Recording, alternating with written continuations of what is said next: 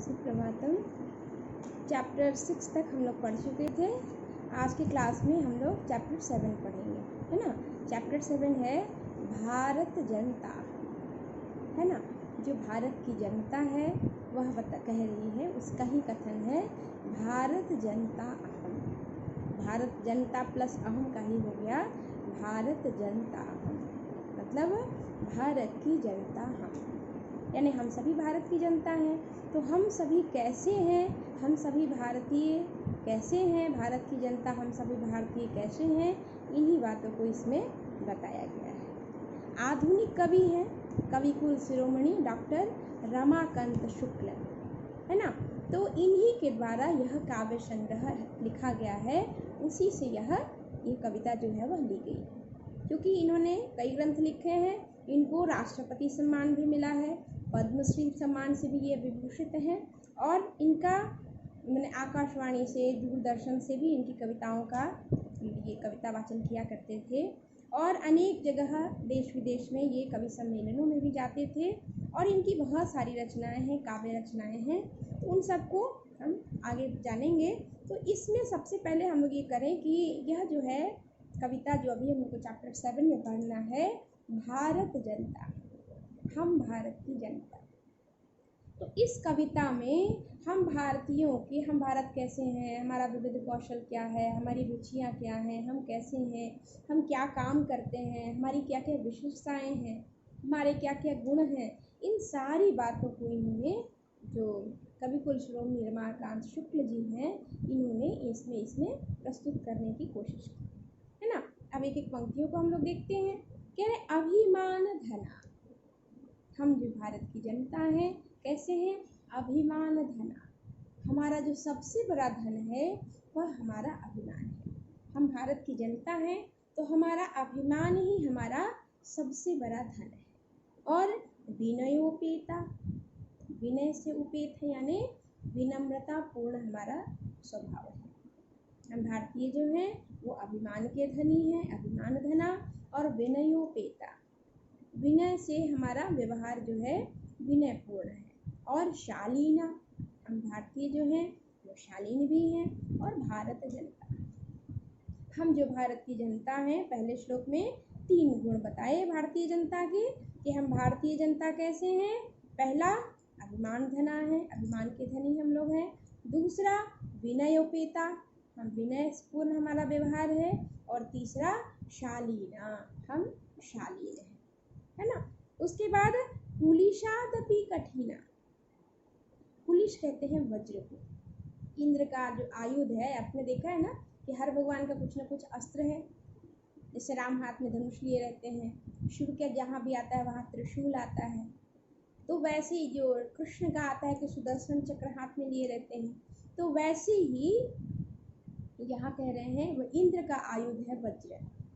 वज्र जो है वो एक बड़ा ही कठोर अस्त्र होता है, बहुत ही कड़ा होता है, कठोर होता है। तो जहाँ भी कठिनता, कठोरता के लिए जहाँ एग्जाम्पल देना होता है वहाँ वज्र का देते हैं, है ना। तो यहाँ कह रहे कुलिशादपि कठिना, माने हम जो भारतीय हैं हमारी ये विशेषता है कि हम जहाँ कठोर होने की बात आती है, जहाँ हमें कठोर बनना है, वहाँ तो कुलिशादपि कठिना, वहाँ तो हम कुलिश कहते हैं वज्र को, तो हम वहाँ वज्र से भी कठोर हो जाते हैं, क्योंकि माना किया जाता है कि वज्र अत्यंत कठोर होता है। यहाँ कह रहे हैं कि कुलिशादपि कठिना, हम जहाँ कठोर होने की ज़रूरत होती है, जहाँ हमें कठोर होना पड़ता है, वहाँ हम वज्र से भी कठोर हो जाते हैं। और कुसुमादपि सुकुमारा, और जहाँ हमें सुकुमार बनने की आवश्यकता होती है, हमें कोमल बनने की आवश्यकता होती है, तो वहाँ हम कुसुमादपि सुकुमारा, हम फूल से भी कोमल हो जाते हैं। मतलब क्या है कि हमारा जो व्यवहार है, हम जो भारतीय हैं, जहाँ हमें कठोर बनना होता है वहाँ तो वज्र से भी कठोर हो जाते हैं, और जहाँ हमें कोमल बनना होता है वहाँ हम फूल से भी कोमल बन जाते हैं। तो यह हमारी भारतीय जनता की विशेषता होती है। जैसे मान लीजिए कोई कठोर है तो हमेशा कठोर रहता है, कोई विनम्र है, कोमल हृदय वाला है, कोमल भाव वाला है, मन वाला है, तो वह हमेशा कोमल रहता है। लेकिन यहाँ क्या कह रहे हैं कि हम जो भारतीय की जनता हैं वह अभिमान के धनी हैं, विनय से परिपूर्ण हैं, शालीन हैं, और जहाँ कठोर होने की आवश्यकता होती है वहाँ हम वज्र से भी कठोर बन जाते हैं, और जहाँ कोमल होने की आवश्यकता होती है वहाँ हम फूल से भी कोमल बन जाते हैं, है ना। तो यह जैसे मान लीजिए कहीं अनुशासन पालन करने की बात आती है तो अनुशासन की जगह हम एकदम कठोर हो जाते हैं, नहीं, एकदम अनुशासन पालन करना है। और जहाँ कोमल बनने की बात आती है वहाँ जैसे बच्चों के साथ यदि कुछ बात करनी है, बच्चों के साथ यदि कोई बात है तो बच्चों के साथ तो हमें कोमल बनना ही पड़ता है। तो कहने का मतलब है कि परिस्थितिवश हम स्थिति के अनुसार, समय के अनुसार कभी कठोर बन जाते हैं, कभी कोमल बन जाते हैं। इस तरह की हम भारत की जनता है। यह पहला श्लोक हो गया। अब दूसरा श्लोक देखिए, निवसामि समस्त संसारे। कह रहे हैं हम जो भारत की जनता हैं वह समस्त संसारे निवसामि, हम समस्त संसार में, पूरे संसार में सब जगह निवास करते हैं। और मन्ये च कुटुम्बम वसुंधराम, और मन्ये च मानते हैं क्या, कुटुम्बम, कुटुम्ब माने अपना परिवार, किसको, वसुंधरा, वसुंधरा मीन्स पृथ्वी, यानी हम संसार के समस्त भाग में निवास करते हैं, संसार के विभिन्न क्षेत्रों में निवास करते हैं। और कुटुम्बम वसुधाम मन्ये, पूरी वसुंधरा यानी पृथ्वी, पूरी पृथ्वी को हम अपना परिवार मानते हैं। ऐसा नहीं कि हम ईस्ट में हैं तो कहेंगे कि ईस्ट में, मैंने पूरब में हम हैं तो पश्चिम वाले दूसरे हैं, उत्तर वाले दूसरे हैं, दक्षिण वाले दूसरे हैं, नहीं, हम समस्त संसार में निवास करते हैं। और पूरी पृथ्वी जो हमारे कहा गया है ना, वसुधैव कुटुम्बकम, वसुधा, वसुधा मने पृथ्वी, एव मने ही, वसुधा एव कुटुम्बकम, कुटुम्ब मने परिवार, यानी पूरी पृथ्वी हमारा परिवार है। तो वही यहाँ भी कह रहे हैं कि मन्ये च कुटुम्बम वसुंधरा, हम पूरी पृथ्वी को अपना कुटुम्ब मानते हैं, परिवार मानते हैं। प्रेयः श्रेयः च चिनोमि उभयम, और प्रिय कहते हैं जो हमें प्रिय लगता है, और श्रेय कहते हैं जिससे हमें श्रेष्ठ जीवन मिलता है। यहाँ प्रिय और श्रेय की चर्चा हमारे यहाँ कठोपनिषदों में की गई है।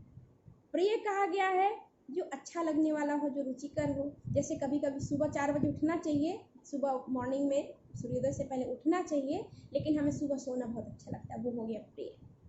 प्रिय माने हमें प्रिय लगे, वो हो सकता है हमारे हित में ना भी हो, हित में हो भी सकता है, हित में नहीं भी हो सकता है, हमें अच्छा लगता है। और श्रेय है, श्रेय वो है जो हमें हो सकता है अच्छा न भी लगे लेकिन हमारे लिए कल्याणकारी होता है। तो प्रिय है जो हमें प्रिय लगे, और श्रेय है जो हमारे लिए कल्याणकारी हो सकता है प्रिय न लगे।